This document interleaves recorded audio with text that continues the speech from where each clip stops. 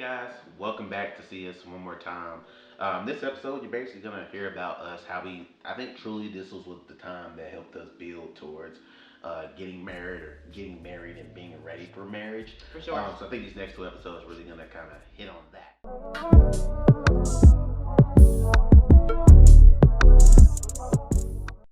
Even dating this chick who wasn't. I mean, we were kind of kicking it. I mean, I don't think we got the dating phase. I don't know, but like, we were kicking it cool. Mm-hmm. But it was just like I remember. I think a part of the reason why it didn't work out because I was like, yeah, I still do have feelings for my ex. You know what I'm saying? So I used to be. I was honest about it, and I think that's like kind of put strain on some relationships that I have. But I remember like God is telling me, hey, that's gonna be your wife. That's who she is. And I used to be so. I was angry at God for a point. Cause I was like, why do you keep wanting me to hurt?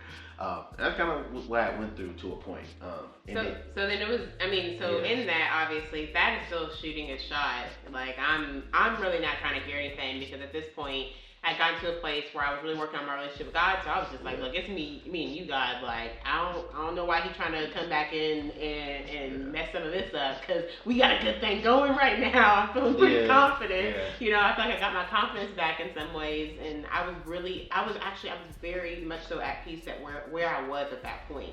So when Thaddeus would come and try to approach her, I really wasn't feeling it like that, to be quite honest. Strong curve. I would text her like My let's say curve like really 1. I didn't hear get a text message like 5. Like it was bad, yo. Like it was bad. I think I got to a point where I think I did accept it, and I got to a point where I was like, okay, God, you gonna just put this on me. It is what it is. I'm gonna keep living my life. Like it is what it is. So you got to that point, and I think one day I remember like God was just on me hard. Like I said that's your wife, damn it. So you need to go get her. So I remember one day like I don't know how you wound up. I don't know how I knew you were in Atlanta. I was going to Atlanta, and I feel like it's rude to be in people's cities and at least like not tell them at least, especially if like you should, right? And so in this situation, I think I let him know that I was coming to Pinky Promise Conference in Atlanta. And when I would be there, and I wasn't expecting anything from it. I was just letting him know, like, hey, like, want to make sure you know, right? So let him know I'm gonna be there. Then, long story short, he's like, hey, like, we should, you should let me take you out.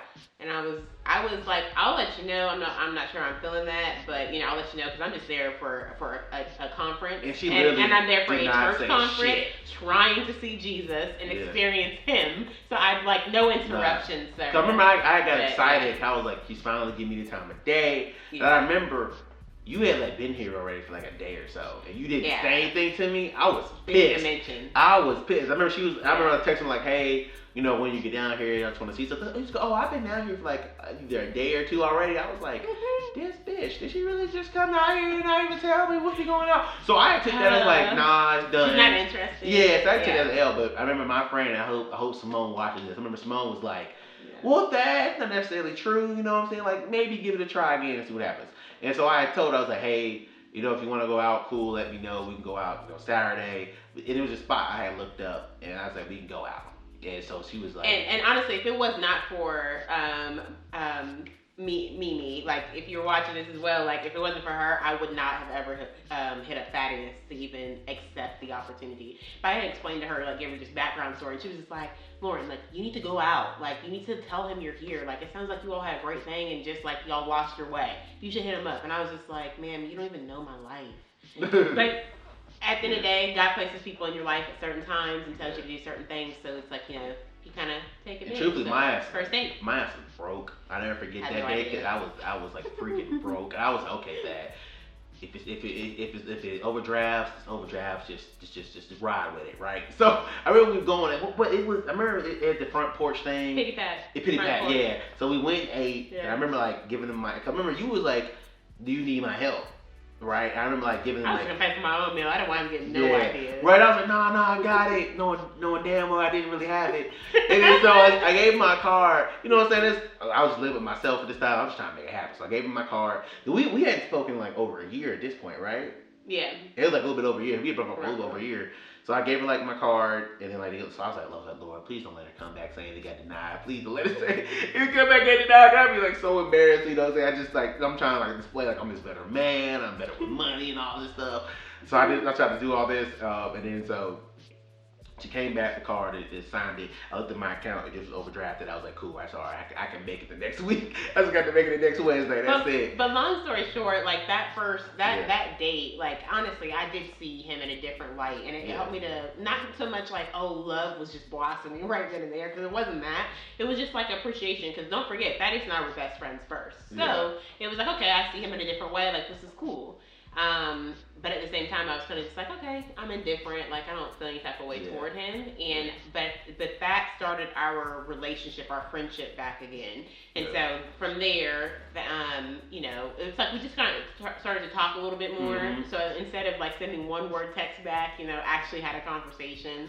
Or she was hitting me up first sometimes, saying like, "Good morning, how you doing?" I was like, "Okay." I don't think I ever did that, but that's nice that he thinks so. I remember this time. As long as he feels warm and fuzzy. I will ask Jarvis, because every time you text me something, I would share it with Jarvis. Like, oh my God, she texted me. And then like I remember when I found out my dad had cancer. I found out he had prostate cancer. And I remember like being at work. He called, like, my dad is the old school Negro that he is. Like, he called me. He was like, "So I got something to tell you." And I was like, "What's up, Dad? What's going on?" She's like, "I got cancer." I'm like, "What?" Like, I didn't remember forget. Like, he called you in the middle of the day. Yeah, in the middle of the day. I'm like, "What you mean you have cancer?" Like, I just saw you. We just spoke. You didn't mention this. Like, I remember like just going off. And he's like, "Yeah." And I remember, I just remember like just. I didn't know who I was talking to. I just called her. I don't know why I did, but I remember she was talking to me about it, and she was like, "Babe, this will be okay." And she said, "Babe." I'm just like, I heard it, but in my moment, I was so focused on my dad, I didn't really pick it up on it.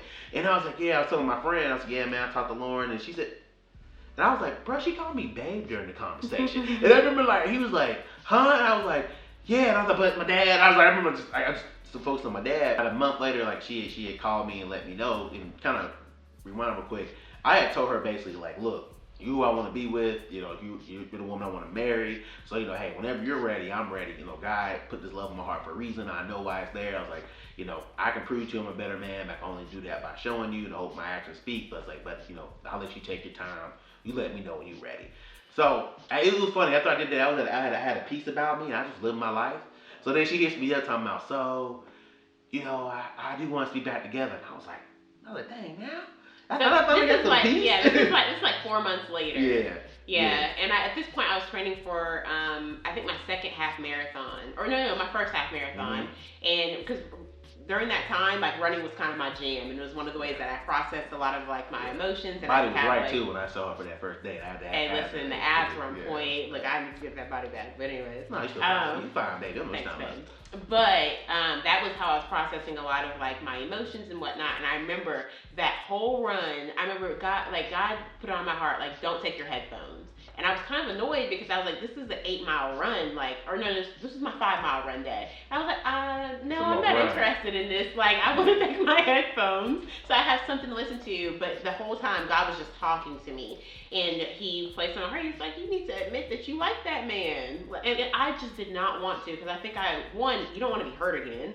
And then two, it's difficult being in a relationship. Like, it actually is work. So I think at the time I felt selfish.